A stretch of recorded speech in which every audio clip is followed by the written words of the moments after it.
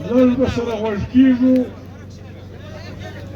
ځان به سره پوه کوو، بیا به د قام په حیثیت اتفاق او اتحاد داسې یو لاره اخلو چې د چمن ولس و دنیا ته خړمخی نه سي.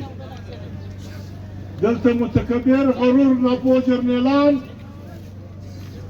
متکبر ناپوه رشوت خواره افسران په دې چرت لګیا دي چې دا درنه چې په خپله دوی منله چې دا کار به دارنګه کېږي، دا یې نه منو. یو قسم دوی دا درنه ماتول غواړي، شکست ورکول غواړي.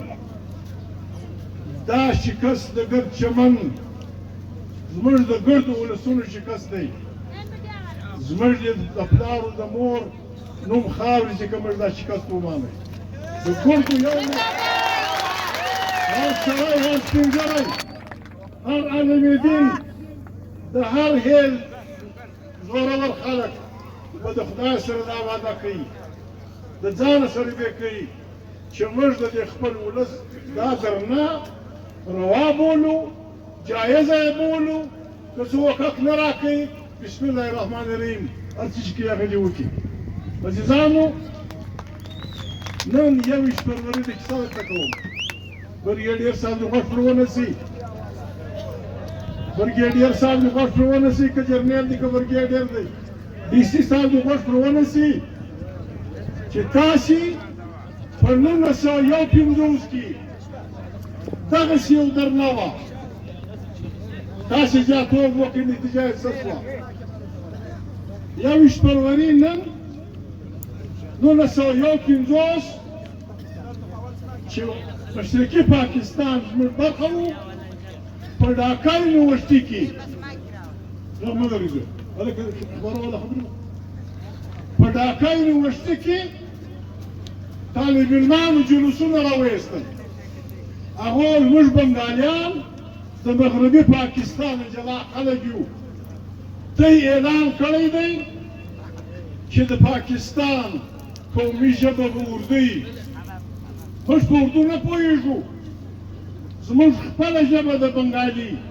خدای ته وګورئ، موږ ته بنګالي ژبه راکړي. عزیزانو، داسې لنډه هورو لکه دا خبره کینه کې ناست دي، داسې لنډه هورو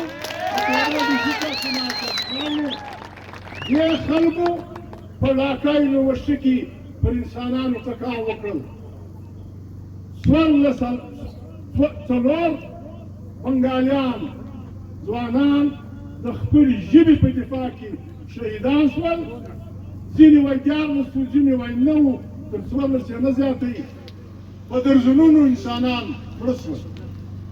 هغه جګړه تله اخر د بنګالو پاکستان په جنګ بدله شوه او بنګلادیش جوړ شو. دغه یوه جګړه. بیا نن دا ورځ د نومبر 1999 کې دغه بنګالیانو شهیدانو په یاد کې په 1999 کې خلکو دا فیصله وکړه چې دا ورځ به د ګرد جهان د ژبو ورځ لمانځل کېږي. نن 21 تاریخه، نن 21 تاریخه د ګرد جهان د ژبو د احترام ورځ ده، او دا د هغو 4 شهیدانو برکت دی. دا که پرون دلته خلک وژلي وای، تا ته مې پته لګېدلې وای، ولاکه چې د مور یوه ښځه خلکو بچیان داسې راوړي دي، جایز حق به راغواړي، بیا ته ډي سي، بیا ته فلانا، بیا ته جرنیله، بیا ورته د خلکو بچیان وژني. موږ ډېر خلک یو د چمن خلک، ګورګسه پرېږده، دغه شاوخوا خلک. زه پرون راغلی وم، زه پرون محمود وم، نن زه راغلی یم، زه د دې ولس نماینده یم، ما ته یې ووټ راکړی دی،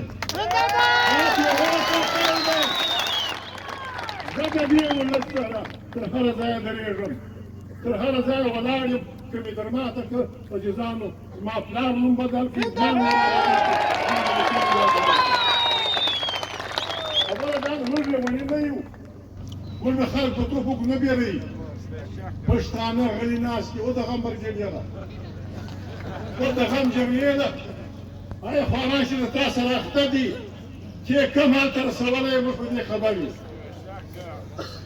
د چمنه د مچه نیولې د مچه نیولې د کویلې چې کوم سوري دي الج تر کوچې پورې پر هر الج باندې چې سرکار څومره ټیکس اخلي د هغونې د بلوڅانو جنګیانو ته ورکوي د هغو نه پیسې موږ دې ته مه مجبوروه چې بیا به چمن له به پاسپورټ راځي موږ دې ته مه مجبوروه موږ دې ته مه مجبوروه موږ خلک جنګیان یو ډېر بد جنګیان یو دا ولس ته دغه لري عزیزانو جګړې مګړې نه کوو دا پاکستان چپه اوبه څښلي دي چې کم سړی ځان خرڅوي هغه وفادار چې کم سړی بل را نسي هغه وفادار او چې د ځان پر حق ولاړي هغه غدار دا غداري زموږ قبوله ده زه د مور پیسې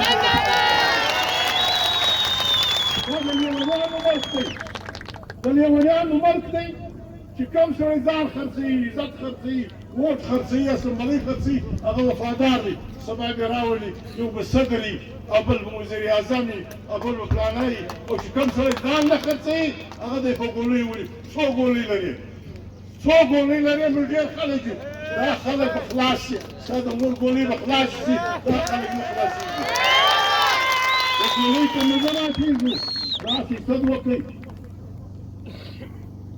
شیخ سعدي صاحب په ګلستان کې علما به خبر دي شیخ سعدي صاحب په ګلستان کې یو حکایت کوي وایي مسافر راغلی و